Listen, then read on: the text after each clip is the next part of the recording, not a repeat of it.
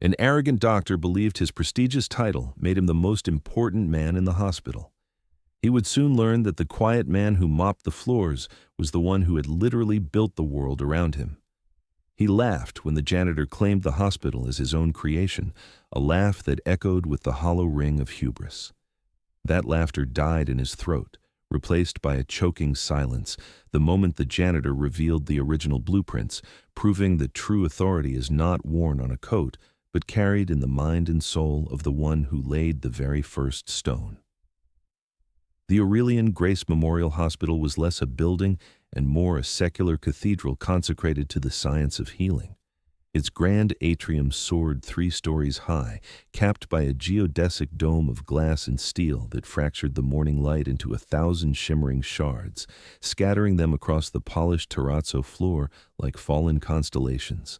The air did not carry the typical hospital scent of acrid antiseptic and quiet desperation. Instead, it smelled of clean stone, faint floor polish, and the subtle engineered scent of chamomile that was piped through the ventilation system. A system designed to calm, to soothe, to reduce patient anxiety by a statistically significant margin. It was a place of sterile authority, yet it felt like a sanctuary. Every line, every curve, every choice of material from the cool marble of the information desk to the warm oak of the benches was a deliberate, calculated brushstroke in a masterpiece of architectural empathy. The acoustics were designed to absorb jarring noises, leaving only a gentle, reverent hush. It was a building that breathed, a silent partner in the act of healing. And Elias Vance knew its every breath. To the world, he was just the janitor. A ghost in a gray uniform, pushing a yellow cart laden with bottles and mops. He was a man of indeterminate age, with a face that seemed to have been gently worn down by time and patience rather than weathered by hardship. His hair was streaked with silver, his hands were calloused, but his eyes were the most remarkable thing about him. They were a pale, clear blue, and they did not just see, they observed. They scanned, they assessed, they understood. As he guided his mop across the vast expanse of the atrium floor, his movements were not the perfunctory swipes of a man earning a wage. They were meticulous, reverent, a slow and steady meditation. He was not cleaning a floor. He was tending to a garden of stone and light. His internal world was a constant hum of structural analysis.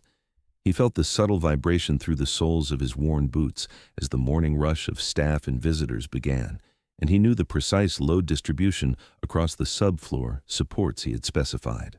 He noticed a hairline fracture, no bigger than a thread, near the base of a non-load-bearing pillar, and made a mental note to apply an epoxy sealant after hours, a task far outside his job description. He was the building's keeper, its silent guardian. He felt its stresses, its rhythms, its quiet existence, because he had birthed it from the depths of his own mind. Into this temple of quiet order strode Dr. Alistair Finch. He did not walk. He made an entrance. Finch was the chief of surgery, a man whose ego was a tangible entity that filled a room long before he did. He was tall, impeccably dressed in a suit that cost more than Elias's monthly salary, his silver hair coiffed into a perfect helmet of authority. He moved with the unshakable confidence of a man who had never been told no, and believed the world was a stage built for his personal performance. He was flanked by a small entourage of residents and interns, young doctors who orbited him like nervous planets around a volatile sun, scribbling his pronouncements into their notepads. His voice, when he spoke, was a resonant boom that shattered the carefully engineered peace of the atrium. It was a voice accustomed to command, to being the loudest and most important sound in any room. He was a brilliant surgeon, a savant with a scalpel, but his soul was a cramped and barren place, devoid of the empathy that the building around him was designed to foster. Dr. Finch was leading a tour for a group of potential donors, a clutch of society matrons and stern-faced businessmen whose checkbooks held the future of his next great ambition, a new, state-of-the-art surgical wing that he had already decided would bear his name. He gestured expansively at the soaring dome.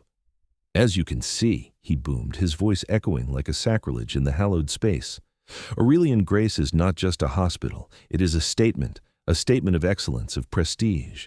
It is the perfect vessel for the groundbreaking work we do here." The work I do here." His smile was a brilliant predatory flash of white. The donors murmured in appreciation, their eyes following his pointing finger. And then his eyes and his finger landed on Elias. Elias and his cart were positioned near the grand central staircase, a sweeping curve of steel and reinforced glass. He was meticulously polishing a brass rail, his focus absolute. To Dr. Finch, in that moment, the janitor and his humble yellow cart were not a man performing a necessary function. They were a stain, a smudge on the otherwise perfect portrait of his own magnificence, a jarring note of plebeian reality in his carefully orchestrated symphony of power. His smile vanished, replaced by a mask of incandescent fury. The temperature in his vicinity seemed to drop by several degrees. "You!" Finch's voice cracked like a whip across the atrium.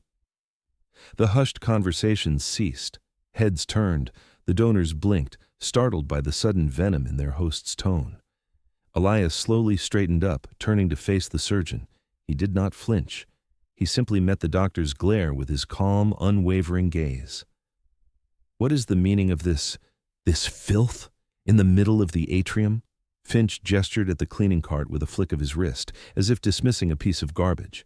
"I am giving a tour to our distinguished guests, and I find my view obstructed by this eyesore. Remove it, now." The condescension dripped from every word, thick and poisonous. He was performing for the donors, demonstrating his command over his domain, right down to the specks of dust. Elias looked from Finch's enraged face to the section of floor he was working on, then back to the doctor. His voice, when it came, was low and steady, carrying a quiet authority that was the antithesis of Finch's bluster. "I apologize for the inconvenience, Doctor," he began, his tone respectful but firm. "However, I'm on a strict schedule. This sector must be sterilized before 10 a.m. It is a key transit point, and the protocol is designed to minimize pathogen migration between the east and west wings during peak visitor hours." He was not making an excuse. He was stating an immutable fact of the building's operational design, a design he had created. This calm, logical explanation was like a lit match to a barrel of gunpowder. Finch's face, already flushed with anger, deepened to a choleric crimson. He took a step closer, his larger frame towering over the janitor. He was incredulous that a man in a gray uniform would dare to contradict him, to speak of protocols and schedules as if they mattered more than his immediate command. The sheer audacity of it was an insult to his very being. "Protocol?" he sneered, his voice a low, dangerous growl. The donors were now watching with a mixture of fascination and acute discomfort. "Are you telling me about protocol, boy? Are you a microbiologist now, an epidemiologist, or are you just a floor mopper with delusions of grandeur?" He was deliberately using the word boy to demean, to strip Elias of his age and dignity. Elias's expression did not change. His posture remained relaxed but rooted to the spot, a stone wall against which Finch's fury was breaking. "I am the janitor, Dr. Finch," he said, his voice still quiet, yet it seemed to cut through the surgeon's rage. "And my duty is to maintain the hygiene of this facility according to the standards set by the board. This schedule," he gestured to his cart, "is part of that standard." The public humiliation was not working. The janitor was not cowering. He was not stammering apologies. He was standing his ground, armed with a quiet certainty that Finch found utterly infuriating. The surgeon's carefully constructed performance for the donors was unraveling. He needed to reassert his dominance, to crush this unexpected resistance and restore the proper order of things. His eyes glinted with a cruel, theatrical malice. With a sudden, deliberate movement, he reached out and backhanded a spray bottle off the top of Elias's cart. The plastic bottle clattered loudly on the terrazzo floor, skittering away and leaving a small, spreading puddle of blue cleaning fluid. A collective gasp rippled through the onlookers. "There," Finch said, his voice dripping with sarcastic triumph. "Another mess for you to clean. Now, I will say it one last time. Get this cart and yourself out of my sight before I have you thrown out. You are a hazard, you are an embarrassment, and you are insubordinate." He turned back to his horrified audience, forcing a tight, predatory smile. "My apologies for the interruption, ladies and gentlemen. Sometimes the help forgets its place." This last comment, intended to be a witty, dismissive aside, hung in the air like a foul odor. The situational irony was lost on him, but not on everyone. A young nurse, standing near the edge of the crowd, felt a knot of pure, cold rage tighten in her stomach. Dr. Finch, intoxicated by his own power and incandescent with rage at the janitor's quiet defiance, decided to escalate. The public mockery had failed to produce the desired effect of a cowering, defeated underling.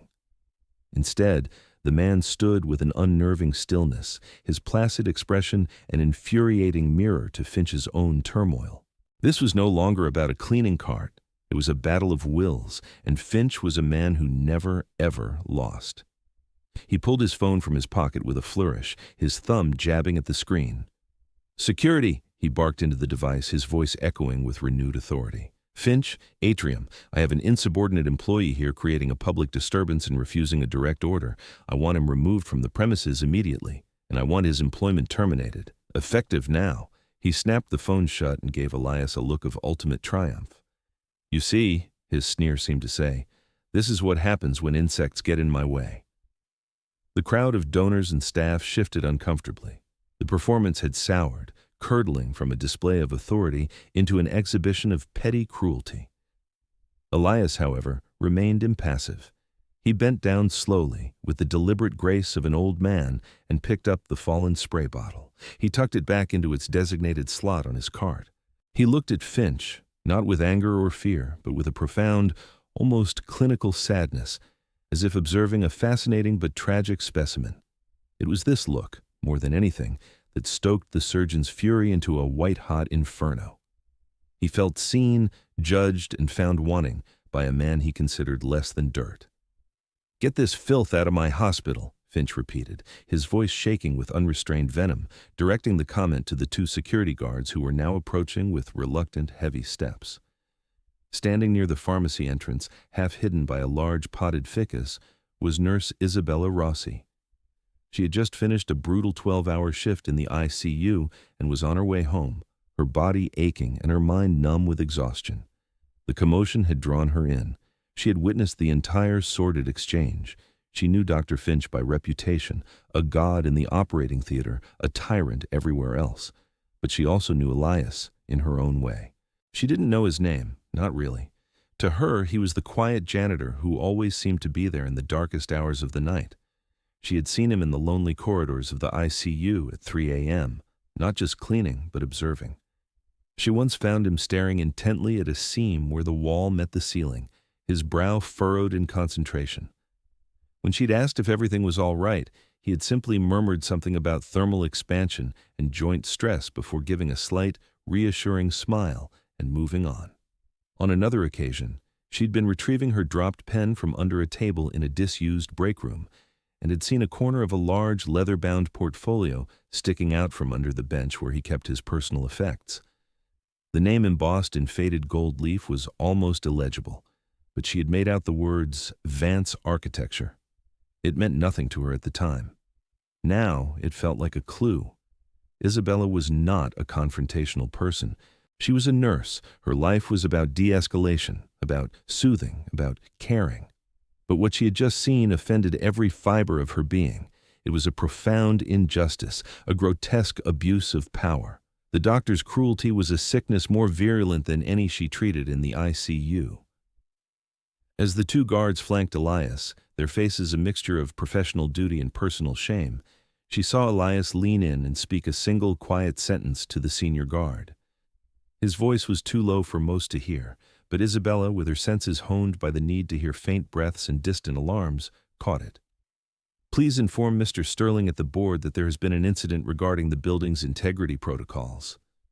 Finch let out a bark of derisive laughter. "The board? The board? You hear that? The janitor's threatening me with the board."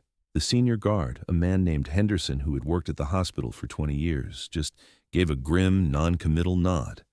That was the catalyst. The mention of the board, the quiet, nonsensical phrase about integrity protocols. It connected in Isabella's exhausted mind with the memory of the portfolio, the intense stare at the wall, the man's whole aura of quiet, deep competence. A surge of adrenaline cut through her fatigue. This was wrong. Utterly, fundamentally wrong. At great personal risk, she knew she had to do something. Slipping away from the scene, she hurried down a service corridor, her heart hammering against her ribs. She could lose her job for this. Finch was a powerful man and vindictive, but the image of Elias's calm, sad face was burned into her mind. She reached a deserted nursing station, her hands trembling as she pulled out her phone. She didn't know who Mr. Sterling was, and she feared that route would be too slow, tangled in bureaucracy. She typed Vance Architecture into the search bar. The results were immediate. A legendary firm, world-renowned, famous for its reclusive genius founder who had retired decades ago, and a son who had followed in his footsteps before mysteriously vanishing from public life after a single, triumphant project. The hospital. Aurelian Grace was his one and only masterpiece. Her breath caught in her throat. She found a number, a main line for the firm's headquarters. It was a long shot, a desperate, insane gamble. With a prayer, she pressed dial. Meanwhile, Elias was being escorted not to the exit, but to a small, windowless security office in the hospital's basement. The air was cool and smelled of concrete and ozone from the humming servers in the next room. Henderson, the senior guard, had insisted on this detour, a small act of professional courtesy and quiet defiance against Finch's order to have him thrown out like trash. As he sat on a hard plastic chair under the flat humming glare of a fluorescent light, Elias was not thinking about Dr. Finch or his own imminent dismissal. His mind had drifted, pulled back by the currents of memory to another time, another building. He was no longer in the pristine, controlled environment of Aurelian Grace. He was back in the echoing chaos of the Northwood High School gymnasium 20 years prior.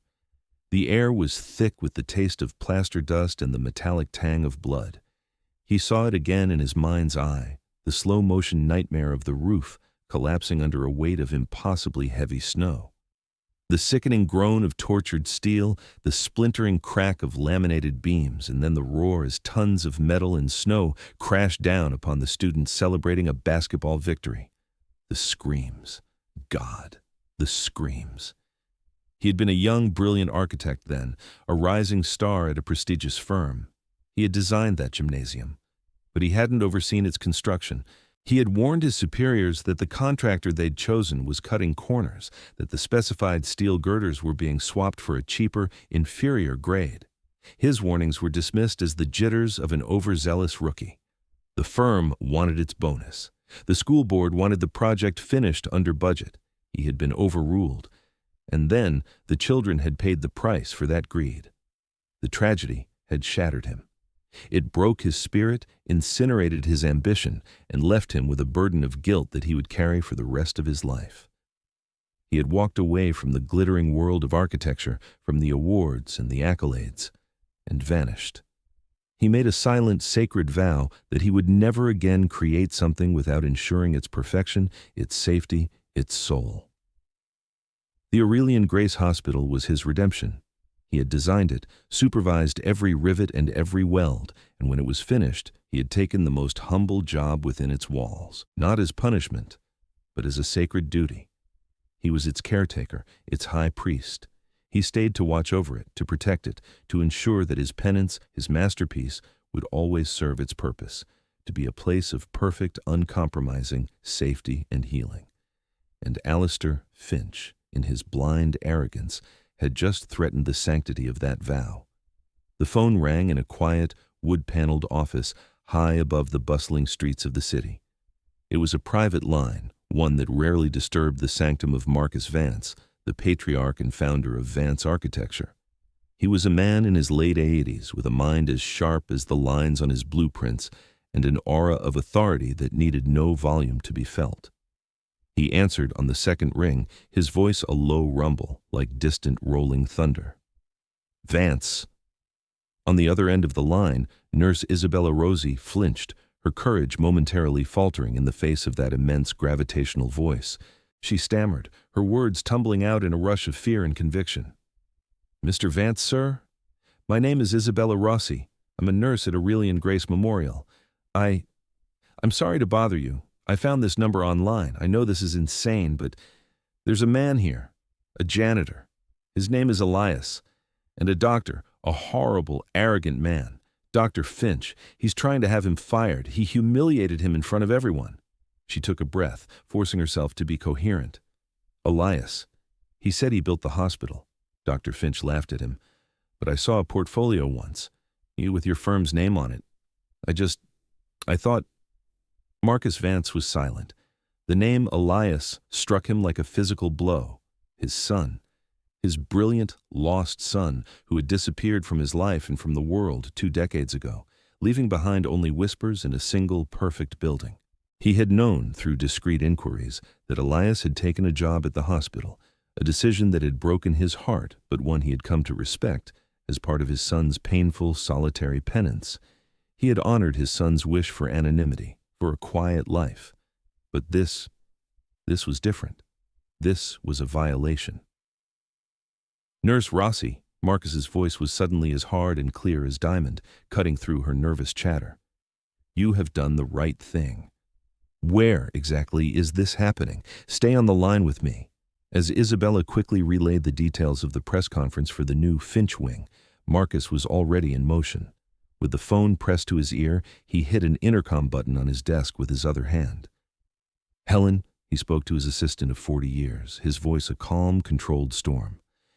Get the car, now, and tell James to bring the original Aurelian Grace Master folio, the presentation set, all of it. We are going to the hospital. There was no hesitation in his assistant's response, just an immediate, yes, Mr. Vance. He then made a second, even more critical call. This one was to Arthur Sterling, the chairman of the Aurelian Grace Board of Directors and an old trusted friend who knew the full story of Elias's connection to the hospital. The conversation was brief, brutal, and to the point.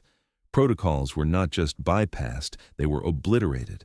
A powerful, overwhelming response was mobilized in a matter of minutes, a force of nature converging on the hospital to correct a profound and personal injustice. The quiet, ordered world of Aurelian Grace was about to be turned upside down. The hospital's main auditorium was a symphony of self-congratulation. The room, another of Elias's perfectly designed spaces, was filled to capacity with local media, hospital board members, and the city's philanthropic elite. The lighting was soft, the acoustics perfect, carrying every syllable of the man at the podium to the back row. Dr. Alistair Finch stood there, bathed in the warm glow of the spotlights, a conquering hero returned from battle. He was at the zenith of his hubris, the incident with the janitor already a forgotten footnote, a minor annoyance on his path to glory. He was announcing the project that would be his legacy, the state-of-the-art, 10-story Alistair Finch Surgical Innovation Wing. His voice resonated with practiced charm and booming confidence as he described the miracles of modern medicine that would soon take place within its walls. This wing, he declared, his arms spread wide, will be more than just brick and mortar. It will be a beacon of hope, a testament to what is possible when vision and ambition are combined. It will be my gift to this city, to this hospital, and to the future of medicine. The applause was polite but firm. He was a king in his castle, untouchable. It was at that precise moment that the grand double doors at the rear of the auditorium swung open.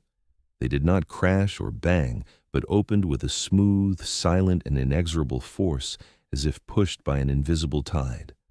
The sudden influx of light from the hallway drew every eye. 2 men stood silhouetted in the doorway, their presence instantly commanding the cavernous space. The first was elderly, leaning on a simple wooden cane, yet he radiated an authority that made the powerful men in the front row seem like schoolboys. It was Marcus Vance. The second man, younger but with the same air of gravitas, was Arthur Sterling, the chairman of the hospital's board.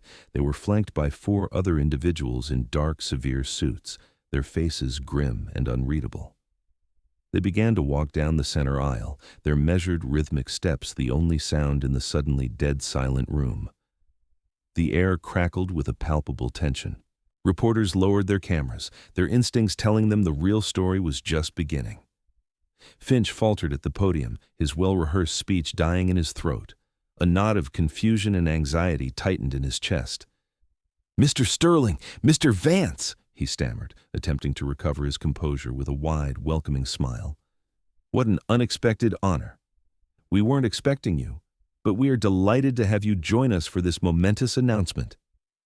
He started to move from behind the podium to greet them, but they paid him no mind. Their eyes swept the room, their gazes intense, searching. They ignored the front row, the donors, the media. Their focus was on the back of the room, near the exit, where two security guards stood uncomfortably beside a lone figure in a gray janitor's uniform. Elias had been brought there by the head of security, Henderson, on Finch's vindictive order to be publicly fired and shamed at the conclusion of the press conference. To the astonishment of every single person in the auditorium, Marcus Vance and Arthur Sterling walked directly past the podium, past the sputtering Dr. Finch, and did not stop until they were standing before the janitor. The two security guards instinctively took a half step back. In the profound, ringing silence, Marcus Vance, a titan of industry and a legend in his field, looked at the man in the humble gray uniform. He did not offer a handshake. He performed an act of profound, almost feudal respect. He gave a slight, formal bow of his head. "Elias," he said, his voice quiet but carrying the weight of 2 decades of unspoken grief and pride. "It has been too long." Arthur Sterling stepped forward, his face etched with deep concern, placing a hand gently on Elias's arm. "Elias, are you all right? Henderson radioed me. He told me there was an incident. He was concerned for your safety." The sight of the hospital's chairman and a world-famous architect treating a janitor with such reverence was so bizarre, so utterly contrary to the established order of the universe, that the room seemed to suffer a collective short circuit. Finch, completely ignored and bypassed, finally found his voice. It was shrill, incredulous. "What is the meaning of this? Sterling, what are you doing? This is a janitor. He was insubordinate. He is being terminated." It was this outburst that finally made Marcus Vance turn. He looked at Dr. Finch, and his gaze was like a shard of ice. He walked slowly toward the stage, each step an indictment. He did not raise his voice. He did not need to. He simply declared the truth, and the truth was a sledgehammer. "This janitor," he began, his voice a low, resonant declaration that filled the auditorium, "is Elias Vance, my son. He is the man whose genius you are standing in, the lead architect and chief structural engineer of this entire hospital." A wave of gasps and frantic whispers washed through the crowd. Reporters were scrambling, cameras flashing wildly. Vance gestured to one of his aides, a young man who stepped forward and placed a massive, leather-bound portfolio on a table at the front of the stage. With deliberate theatrical slowness, Marcus unfastened the brass clasps and opened it. Inside were blueprints, not modern CAD printouts, but original hand-drawn vellum sheets covered in elegant meticulous script and complex calculations. He unrolled the master plan for the hospital, a vast sheet that covered the entire table. He pointed to the bottom right-hand corner. There, in beautiful flowing script, was the signature block. Title, Lead Architect. Name, E. Vance. The revelation hung in the air, stunning the room into silence once more. Then, Vance's voice, now cold and sharp as a scalpel, sliced through it. He looked directly at the aghast surgeon. "Dr. Finch, you stand here proposing a so-called Finch wing, an extension born of vanity. I have reviewed the preliminary plans you submitted to the board." He tapped a section of the blueprint on the table. "Right here," he said, his finger tracing a complex network of lines. "This is the primary sterile air exchange artery for the surgical and ICU wards, a system my son designed with redundant, isolated ventilation zones specifically to prevent the spread of airborne pathogens like MRSA or tuberculosis, a lesson he learned at an unimaginable personal cost." He looked up, his eyes locking with Finch's. "Your proposed construction, in its arrogant ignorance, would have severed this artery and compromised the sterile integrity of the entire hospital. Your ego would not have built a monument to yourself, it would have built a death trap. You would have endangered the life of every single patient and staff member on these 3 floors. The blood drained from Alistair Finch's face. He went from a flushed, indignant red to a ghastly, pasty, horrifying white, the color of terror and total ruin. He opened his mouth, but only a dry, croaking sound emerged. He visibly shrank, seeming to collapse in on himself behind the safety of the podium. He was no longer a king in his castle. He was a naked fraud, exposed under the harsh, unforgiving lights. Arthur Sterling stepped onto the stage, his face a mask of cold fury. He stood beside Vance, forming a united front of absolute authority. "Dr. Finch," Sterling's voice was formal, cold, and utterly final. "You are a gifted surgeon, but your appalling arrogance, your profound lack of respect, and your catastrophic ignorance have today become a liability this institution can no longer afford. You publicly humiliated the very man who is the quiet, beating heart of this building. The board will accept your resignation, effective immediately. Your privileges are revoked. Security will escort you from the building." 2 guards, not Henderson, but 2 new, much larger men from Sterling's own detail, moved towards the stage. The public vindication was complete. It was swift, brutal, and absolute. The immediate aftermath was chaos. Arthur Sterling, his voice booming with an authority that dwarfed Finch's earlier performance, turned to the bewildered chief of hospital security. "Henderson," he commanded, pointing a stern finger, "you will ensure Mr. Vance receives a formal written apology from your entire department for this disgraceful incident. All charges, all disciplinary notes are expunged from the record as of this second. This proceeding is a disgrace, and it ends now." The abrupt adjournment of the press conference sent a shockwave through the room. Reporters, smelling the story of a lifetime, surged forward, shouting questions, their cameras flashing like a violent electrical storm. Donors were on their feet, some looking horrified, others furious, their hushed, angry conversations cutting through the noise. The Alistair Finch Surgical Innovation Wing was dead, and its namesake was being unceremoniously escorted from the stage, his face a grotesque mask of disbelief and utter humiliation. He was a ghost, a non-entity, stripped of his power and prestige in the blink of an eye. Amidst the turmoil, Marcus Vance gently placed a hand on his son's shoulder, shielding him from the encroaching frenzy of the media. "Let's go home, son," he murmured, his voice thick with emotion. Elias looked up, not at his father, but around the grand atrium, his creation. He saw the light fracturing through the dome. He saw the graceful curve of the staircase. He saw the faces of the staff, now staring at him with awe and dawning comprehension. He had guarded this place in secret for so long. Now the secret was out. He gave a single, slow, sad nod. He was no longer a ghost. He was being seen. Flanked by his father on one side and the hospital's chairman on the other, Elias was escorted through the throng. The crowd parted for them as if for royalty. He was not being led away as a prisoner to be fired, but as a long-lost king returning to claim his throne. As they passed the spot where Alistair Finch was being held by security, his face ashen and his eyes vacant, Elias stopped. The entire procession halted. Finch looked up, a flicker of wild, desperate hope in his eyes, perhaps a plea for mercy, a final, gloating word from the janitor. But Elias's face showed no triumph. There was no anger, no satisfaction. There was only the same profound, weary sadness he had shown earlier. He leaned in close, his voice a low whisper meant only for the ruined man's ears, a final, devastating lesson more powerful than any public rebuke. "It was never about the floor. It was never about your tour," Elias said softly. "It was about the lives inside these walls. This building breathes, Doctor. It has a purpose. You have to listen to it. You have to respect it." He then straightened up and walked away, leaving Alistair Finch to collapse under the weight of that simple, terrible truth. The janitor had not just been mopping a floor. He had been tending to the soul of the hospital, a soul that Finch, in his blindness, had never even known existed. The fallout from that day was swift and brutal for Alistair Finch, and transformative for the Aurelian Grace Memorial Hospital. Finch's career did not just end, it was annihilated. The story of the arrogant surgeon and the architect janitor became an instant local legend, then a national news item, and finally, a viral sensation across the globe. It was a perfect parable for the modern age, a story of hubris and humility, of hidden genius and public disgrace. No reputable hospital would touch him. The board's official investigation into his proposed wing revealed not just the critical design flaw Elias had identified, but a dozen other issues rooted in cost-cutting and egotistical design choices.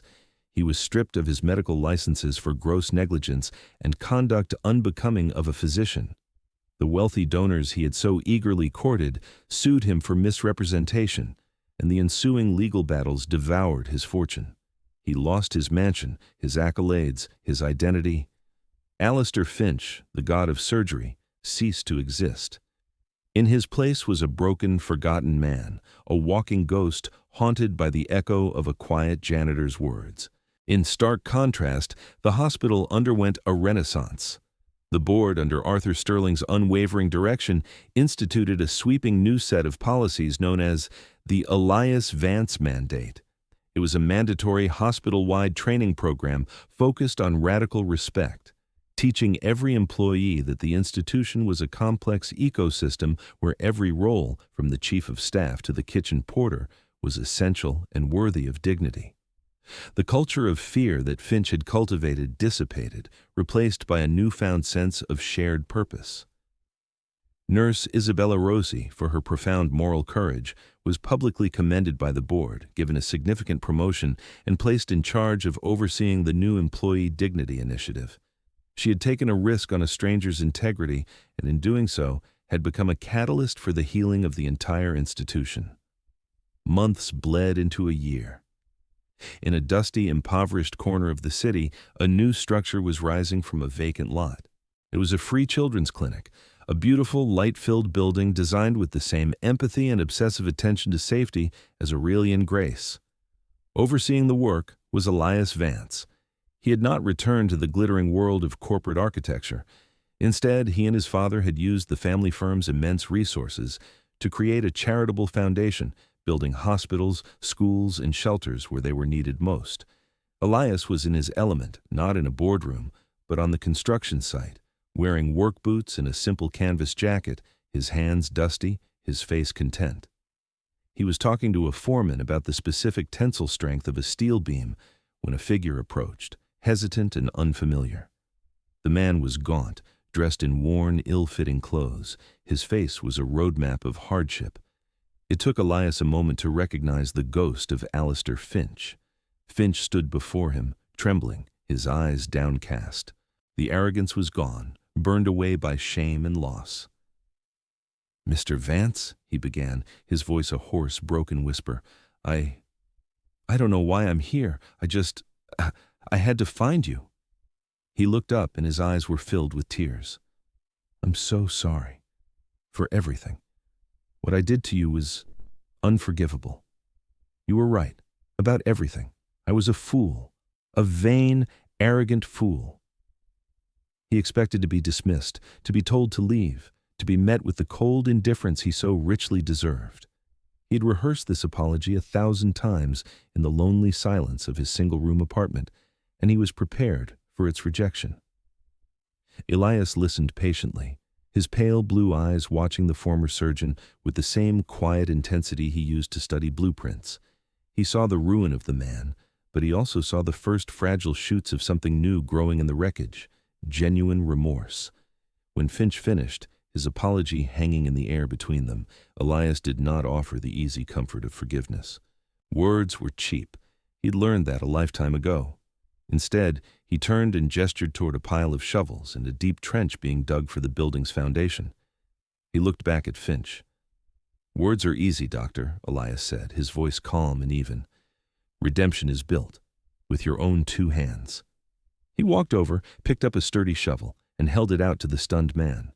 "There is a foundation to be dug. The work is hard, the pay is nothing, but the cause is worthy." Finch stared at the shovel as if it were a lifeline. After a long, silent moment, his trembling hands reached out and took it.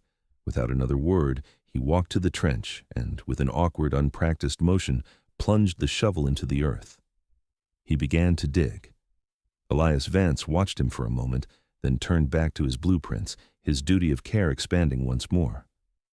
His quiet integrity was not a static state of being. It was an active, creative force, building a better world, one safe and hallowed space at a time.